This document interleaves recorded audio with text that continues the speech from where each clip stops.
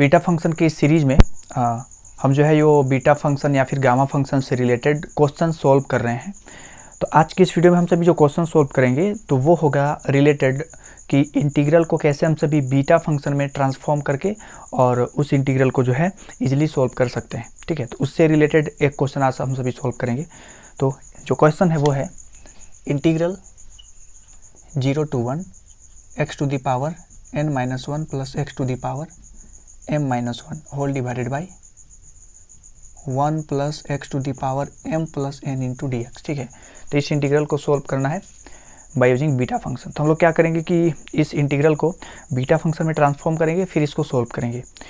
तो हमने जो बीटा फंक्शन को रिप्रेजेंट करने का तरीका सीखा था, जिसमें कि एक ये तरीका भी था कि जो बीटा एम एन है इसे हम सभी लिख सकते हैं integral 0 to infinity x to the power n-1 by 1 plus x to the power m plus n into dx। ठीक है, या फिर आप सभी से ये भी लिख सकते हो, जहाँ पे n है ना वहाँ पे m लिख सकते हो और जो है सो एज इट इज़। तो वो भी एक तरीका होता है बीटा एम एन को रिप्रेजेंट करने का। तो हम सभी यहाँ से प्रोसीड करेंगे। तो आप सभी इसे लिख सकते हो क्योंकि यहाँ पे लिमिट है 0 से इन्फिनिटी और आप यहाँ पे देखो 0 to 1 है ना, तो हमें कुछ जुगाड़ करना पड़ेगा। ठीक, ताकि हम सभी इस फॉर्म में ला सकें और उसे कुछ बीटा के टर्म में कुछ लिख सकें। तो इस लिमिट की स्प्लिट कर देते हैं, तो इसे लिख सकते हैं 0 to 1 और फिर 1 to infinity। ठीक है, ये हमने लिमिट को स्प्लिट कर दिया। तो इसे लिख सकते हैं x to the power n-1 divided by 1 plus x to the power m plus n dx। Similarly this plus ये भी क्या हो जाएगा x to the power n-1 whole divided by 1 plus x to the power m plus n into dx। तो यहाँ पे 0 to 1 है, ठीक है, लेकिन यहाँ पे लिमिट देखो आप सभी तो अलग अलग है ना। हम सभी को क्या चाहिए, लिमिट चाहिए 0 और 1। ठीक, लेकिन यहाँ पे 1 to infinity है, तो हमको यहाँ पे कुछ पुट करना पड़ेगा और कुछ ऐसा पुट करेंगे जिसमें 1 पुट अप करने से 0 हो जाए या फिर 1 पुट अप करने से इन्फिनिटी हो जाए। ठीक है, सॉरी, या तो 0 हो जाए या तो 1 हो जाए। ठीक है, और इन्फिनिटी पुट अप करने से या तो 0 हो जाए या तो 1 हो जाए, ऐसा कुछ सब्स्टिट्यूट करना पड़ेगा। तो अगर यहाँ से आप सभी देखो, हमको इसका टेंशन नहीं है ना, ये तो पहले से ही 0 से 1 लिमिट है। हम सभी करने क्या वाले हैं कि लिमिट 0 से 1 करेंगे। ठीक है, और 0 से 1 करके ये दोनों को एडअप कर पाएंगे, क्योंकि लिमिट सेम रहेगा तभी उनको क्या कर सकते हैं, एडअप कर सकते हैं। तो यहाँ पे क्या करें हम सभी, तो 1/x को अगर हम सभी t पुट अप करें, ये हमने सोच करके पुट किया है। क्यों? क्योंकि आप सभी देखो, अगर x के प्लेस पे 1 पुट अप किया जाए तो t का लिमिट 1 बनेगा, और अगर x के प्लेस पे इन्फिनिटी पुट अप किया जाए तो लिमिट क्या बनेगा, 0 बनेगा। ठीक है, और हमको वही लिमिट चाहिए, 0 से 1 चाहिए, तो यहाँ पे 1/x को t पुट करना पड़ेगा।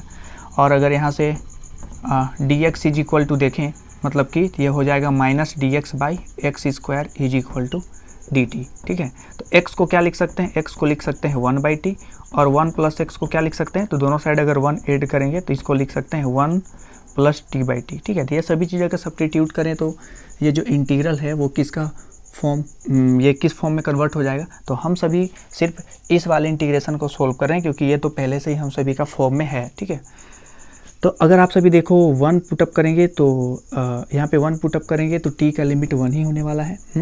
और अगर इन्फिनिटी पुटअप करेंगे तो 0 हो जाएगा।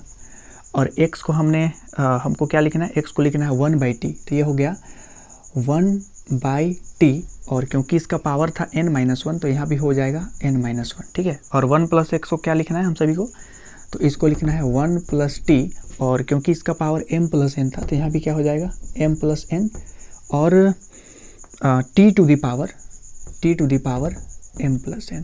और dx को क्या लिखना है, तो dx को लिखना है, अगर यहाँ से देखा जाए तो इसे हम सभी क्या लिख सकते हैं, यहाँ पे चेंज कर देते हैं। ठीक है, इसको हम सभी लिख देते हैं x is equal to 1/t, और dx इज इक्वल टू क्या लिख सकते हैं, -dt/t²। तो यहाँ पे क्या लिख सकते हैं, -dt/t²। और इसको थोड़ा सोल्व करें तो हम सभी को मिलेगा, क्योंकि यहाँ पे 1 to 0 है तो हम सभी इसको लिख सकते हैं 0 to 1, है ना, माइनस हट गया, और नीचे में है 1 + t का पावर m + n। और अगर इन सभी t को कंबाइन करें तो क्या हम सभी को मिलेगा, t to the power n-1 है, t to the power 2 है, तो कहने का मतलब ये t का पावर क्या हो गया, n + 1 हो गया। ठीक है, और ये m + n है, तो ये ऊपर जा कर के क्या बन जाने वाला है, n से n कैंसिल हो गया, तो ये बनेगा m-1 इंटू dt। ठीक है, तो हमने इसको सोल्व करके ये लिखने का मतलब जुगाड़ कर लिया है।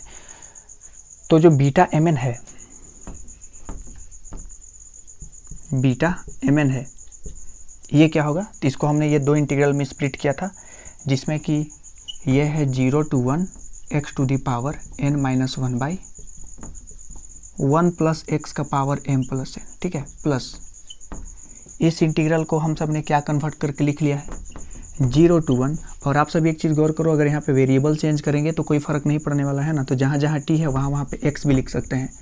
तो हो जाएगा x to the power m minus 1 by 1 plus x to the power m plus n into dx।